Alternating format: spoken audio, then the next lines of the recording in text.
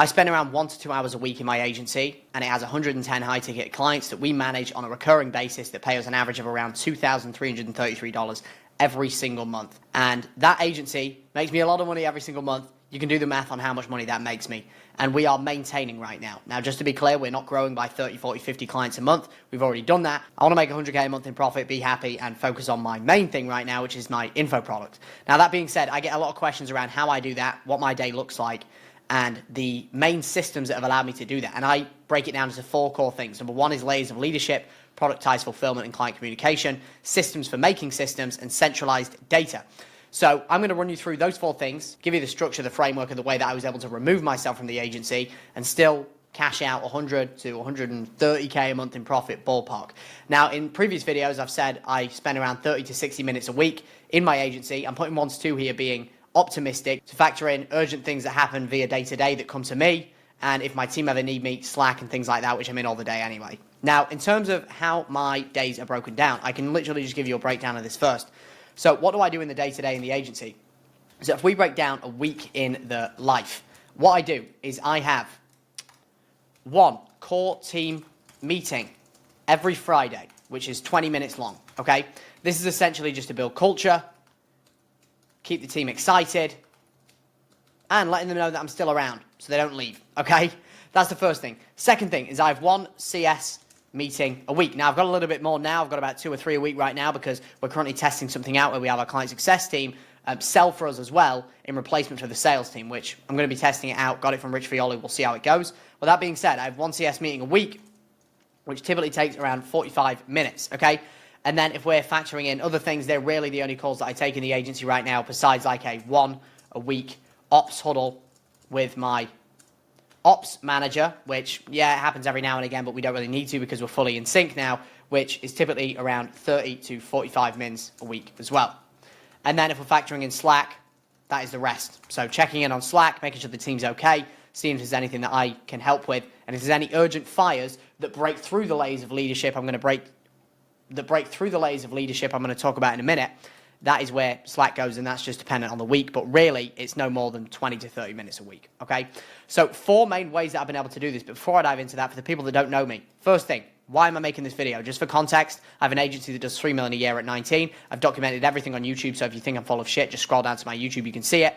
And I've helped, as of now, 10 people get to 100K a month. Just scroll down my YouTube, you'll see all my testimonials, okay? And right now, I'm currently working with around 70 active agency owners, majority of which are doing well over 20, 30, 40, all the way up to multi-6 figures a month. And there's 3 reasons why I'm making this video. Number 1, status. I know that when I make these videos, it grows my ego, which, yes, is kind of an unhealthy desire, but at the end of the day, we all have it. Number 2 is network. I like meeting with cool people, and I want to do cool shit with cool people because I travel around the world a lot and I want to network with a lot of people. Third thing is, so you work with me. I have a high-ticket program from 0 to 10K a month. I can help you with that, or 10 to 100K a month. And if you want more information about that, you can go below this video. Selfishly, the only reason I'm making this video, for the most part, is status, network, and so you will give me money to work with me closer, okay?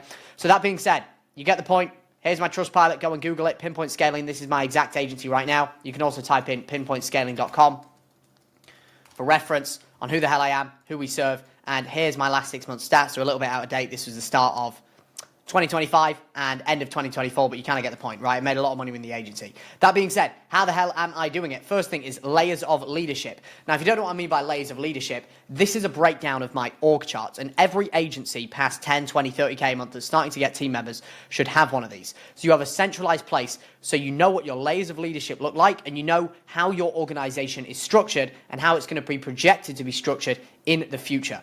So the way that we segment our team right now is at around 110 clients, we've got 3 pods. Now, the cool thing is that after you break past the threshold of around 50 clients, you can then start branching your team out into pods, and then it's really just a matter of copy and paste. So for example, for me, I know for every 50 clients that we bring on, all we really need is a CSM, a tech VA, a media buyer, and then maybe we're going to need every now and again some unicorn hire like a HR manager or a billing specialist or a legal person, which we're planning on bringing on in the near future. But this is pretty much the way that our layers of leadership work. So I'm at the top here. And when I've spoken to so the reason I made this video is because I've had people come to me and go, do you actually work an hour to 2 hours a week in the agency? I'm like, yes. Just because you don't think it's possible, it is fucking possible. I'm doing it right now, and I'll explain why. So what I mean by layers of leadership is the more upstream we go in my agency, the closer it gets to me. Now, what I've created, and whenever you hire somebody, you create something called a layer of leadership. So for example, when I hired a project manager, I essentially barricaded myself from ever having to talk to the tech and onboarding VAs. And then when I hired a fulfillment manager, I barricaded myself from having to talk to the media buyers because they manage them. And then when I hired an operations manager, for the most part, I barricaded myself from having to speak to CSMs a lot.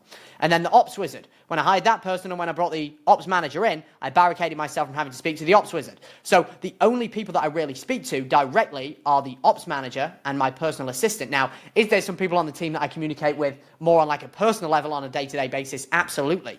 But it's nothing to do with fires and problems and issues they're trying to solve in the agency directly, because I've created layers of leadership. The way that I see this and the philosophy I'll give you that I had to adopt and adapt to when I was growing the agency is your energy is like the lighthouse. It's like a lighthouse. And in your business, your time and your attention is the highest leverage thing in the entire organization.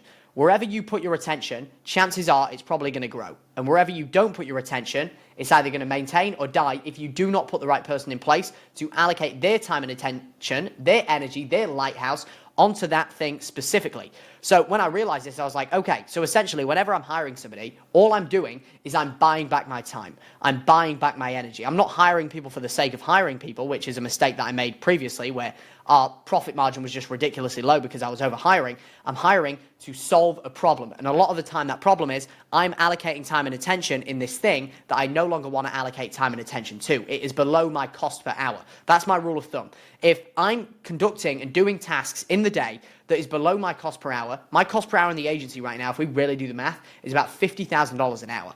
So if we do the math on that, anything below $50,000 an hour, I'm not going to do. I'm simply going to delegate it. Okay, so at each new level, I would hire new people to protect my time and energy. So for example, when I was in sales and I realized, okay, my cost per hour right now at that stage was around $1,000 to $2,000 an hour. And I figured that I could hire a closer to do that who would be paid 10% of what we close, $600 an hour. I immediately hired a setter first and then a closer, and then we hired a second closer, okay? And the same applies to client success. And then the last and final hire that I made, which is called like the big boss hire, is the ops manager. That's the person that can really connect the dots between everybody in the organization, make sure everything's rowing in the same boat. So I have this big grandiose vision and I can go down to the ops manager and go, Mrs. or Mr. Ops Manager, I need this vision turning into reality, connect the dots, build the culture, and figure out the team that can help us do that. And then we have systems on making systems in order to make that a reality, which I'll get into in a minute. So that's essentially the way that layers of leadership works. So the way that this kind of breaks down into terms of like my time and attention in the agency is whenever problems come up in an agency, they usually go upstream. So for example, if the tech and onboarding VA has a problem that they cannot solve, they're going to go upstream, usually to the fulfillment manager, because that is their direct report. Now, let's say the fulfillment manager doesn't know how to solve that problem. It's then going to go up to the project manager. If the project manager doesn't know how to solve that problem, it's going to go up to the ops manager. If the ops manager doesn't know how to solve that problem, it comes up to me. So you can see at each level of leadership, I create new layers as sort of an additional shield to protect my time and attention from problems that arise in the organization. So now, and Elon Musk talks about this a lot, only the most complex, hardest problems in the entire business will ever come to me. One of those was an example was we had a bit of a period over the last few months where we were losing some clients to people that were selling voice AI. So I was trying to figure out, okay, what levers do we need to pull to figure this out to make sure that we do not lose clients to voice AI? So we started rolling it out, testing it. I thought of, okay, here's what we need to do. Here's the outcome. We need to conduct a beta test on 5 of our clients with voice AI, see if it works, if it performs better, or at least at a similar level that allows us to decrease our retainer and still maintain profitability. I can then funnel that down to the ops manager and go, Mrs. or Mr. Ops Manager, can you now make this into a reality by connecting the dots between the departments that can make this true? The ops manager can then bring that problem that went upstream back downstream by assigning the subtasks that correlate towards achieving that outcome. I know that was very wordy, but I hope that makes sense. So that's the first piece, layers of leadership. And the cool thing is about running an agency, once you get to around 50 to 100 clients, it really is just copy and paste. So now anytime that I need to bring on an additional 50 clients, I just copy this subset of our agency, CSM, media buyer, tech and onboarding VA, copy and paste it. We already have the SOPs and the hiring process in place to hire those people. We just copy and paste and repeat the process, okay? So that's step number 1. I know it's a little bit messy, but I hope it made sense. Second thing is productized fulfillment and communication. So what I mean by that is a lot of agencies are spread too thin in terms of they have clients in different niches. They run different fulfillment systems for different clients. Google ads, TikTok ads, Facebook ads. The ads are different. The call center scripts are different. The show rate processes, the close rate processes are different. The way that I see it is if your clients are paying you less than, say, $5,000 to $10,000 a month in retainer value, which majority of agencies are, which majority of agencies are charging less than that, unless you're in like e-com taking a rev share model, then you should have a run-of-the-mill agency. What that means is your fulfillment is kind of like Tesla. And what I mean by that is, like, think about the way that Tesla creates cars. Do you really think they're handcrafting every single car and every car is different? Probably not, right? They probably have a rule book and an SOP on do this, do that, do this, do that, do this. Put this piece on that car, put this piece on that car, etc., etc. The playbook is exactly the same for every single car they make. Obviously, they have different models, but I'm talking about the models specifically. All of the different models have the same setup guide and fulfillment and management process. If something goes wrong, they've probably got a huge library of all the most common problems that could occur when building the car. When somebody has the car, the most common problems that could occur when somebody comes and says their car's broken, it needs fixing. They have a playbook on how to fix each of those individual problems. And we have the exact same thing in our fulfillment system. We run the same ads for our clients. Yes, we have a library of ads that we can run. So if the first set of ads don't work, the second set, the third set, the fourth set, the same principles apply. We follow the same core framework. We follow the same show rate systems. We have 7 main levers that we can pull to increase show rate. And then we give all of our clients the same closing process, which means not only is it standardized, so we don't need to create 30 different fulfillment systems, it means that it gets better over time. Because the more people that we get to go through this process, the more people that validate that process, therefore the more guinea pigs we have in order to test and validate what's working now. Because with marketing, the way that I see it, it's just a 9-letter word for test. There is always going to be things that we need to change and adapt based on the market and where it's shifting to. Like what worked on ads a year ago isn't going to work now. So that's the first thing, having a productized fulfillment system. The second thing is streamlining client communication. So the way that we did this is, I went over this in a previous video on how we're leveraging AI, but we have an internal assistant. This is inside of License and Scale. So I give it to them as well. And we also have this internally with our team, a client communication agent. So our team can come in here, upload a picture of what a client said or what they're going to say on a check-in call that they're worried about. And this is trained on all example messages that we've ever had with any client ever. It's also trained on all of our communication SOPs. We literally have templates for every single message that we would ever send to a client ever that they can use as well. So instead of a CSM or a client success manager, if you don't know what I mean by that, coming to me and being like, Cameron, I don't know how to respond to this, they first use the communication agent, and then they go to the ops manager, and then it goes upstream until worst case scenario, we have a really dire situation with the client. That's the only reason it would ever come to me. The next thing is a knowledge Slack directory. So if you haven't seen any of my videos before, you would have seen that we have this centralized place with all of our SOPs for all of our team ever. And what we've been able to do over the last couple of weeks or so, building this out, testing it, validating it with the team, is take all of this information, put it into what we call a vector store inside of ChatGPT, which is essentially, if you speak to ChatGPT, you can only really give it like 10 files at once. A vector store has the capacity of handling thousands and thousands of documents, videos, resources in one centralized place. So what we simply did is we got our whole team to put together every single SOP that we have in one centralized place, put it into the vector store, and then turn that into a Slack agent that anytime our team needs anything, it can read off all of the Google Docs that we've given it, all of the video transcripts we've given it, and then it can give an adequate answer based on exactly what I would say, because it's feeding off thousands of hours of data of videos that I've already created and SOPs that I've already created. Okay. Third thing is making systems for systems. Now, a big problem that I see with agencies is when a big problem arises that the team hasn't seen before, it immediately falls on you because they do not have a system for making systems. Now, our rule of thumb, number one, is if it happens 2 to 3 times, we make an SOP or a ticket for it. And then we simply just have, if I go back to our organization chart here, you can see we have an ops manager and an ops wizard that knows how to execute these things because I have taught them how our systems work. For example, creating new client update forms. Here's exactly how, if we face a unique scenario with a client, that you can just replicate the ticketing system that we've got right now and add a new ticket to that. And then when that ticket is created, anytime that problem arises in the future, our team can submit that ticket. There's an SOP attached on the steps we need to take to fix whatever the ticket is relevant for. And boom.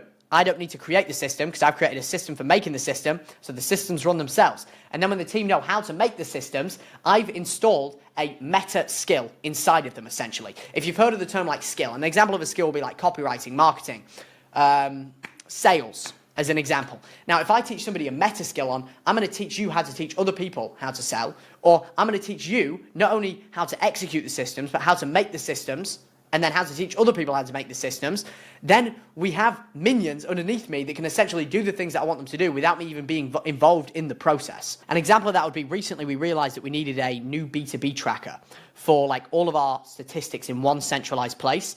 And I simply just went to our ops manager. I was like, hey, do you think we can get this done? And she immediately put it together. She put together an SOP step-by-step on how to build it out, gave it to our ops wizard, who then executed the task and built out the dashboard. And boom, we've got all of our data in one centralized place. Now, another thing is we have SOPs on making SOPs. So we literally teach our team, here's the structure, here's the cadence, here's how you build SOPs. So the second or the third thing is systems for making systems. Now, the fourth thing is centralized data. The way that I see data in an agency, it's kind of like the foundation. If you have no data, you're making decisions on impulse or rationality, and you think you're making data-driven decisions, but you're actually not, because you do not have a centralized place where all of your data is stored. We call this a CEO dashboard, and I look at this once a week, every single week for around 10 minutes to make sure that I know where the reds, the greens, and the yellows are. So I know this is pretty blurry, but I'll give you a rundown. We have what we call sub-trackers and primary trackers. Sub-trackers are trackers relevant to that department specifically. So for example, this one is an ads tracker, tracks all of our B2B ads data. This one is a sales tracker, tracks all of our setter and closer data. This one is a fulfillment tracker, tracks all of our client fulfillment data. This one is a churn tracker, tracks all of our churn and all of the client cancellation reasons, so we can audit that using AI as well. And then all of our financial projections, so we can project finances. All of that then goes into one centralized tracker. We have the department leads. So for example, the ads tracker is being filled out by my VA right now.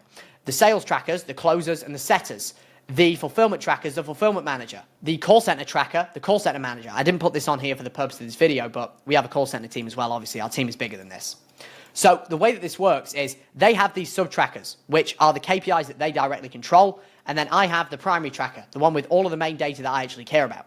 And really, you want to keep this as lean as possible. I want to aim for having a maximum of around 10 to 15 metrics on here that I can make decisions from. A couple of examples of that would be lifetime value, client churn, net revenue growth, meaning how much we grow in terms of recurring revenue in comparison to how much we lost in churn. Another example is new cash, deposit revenue collected, average client appointments per month so I can see how fulfillment's working, and average appointments per day per call center agent. So we have all of that tracked in one centralized place. Data is, I kind of see it this way. If somebody wanted to lose weight, if they wasn't weighing themselves and they were just eating lettuce all day, they can eat lettuce all day all they want, but if they're not tracking it, they have no idea if they're moving in the right direction. Same principle applies with tracking. This is why we want to track every single metric in every single department of the agency so we know where the constraint is and how to solve it. And then, much like my energy is the beam, the lighthouse, where wherever I put my attention and energy, it's the highest leverage thing in the business, and usually we're going to fix that constraint if I allocate time and attention to it. I know where the problem is, how to solve it, we can solve it, and then I can step back out and I can let the team do their thing. So that is exactly how I manage 110 high-ticket clients in 1 to 2 hours a week. And if you want all of the systems I've showed you here, the tracking sheets, the org charts, the breakdowns of how we fulfill for clients, check the link below this. I do have something to sell you. See you then. Bye.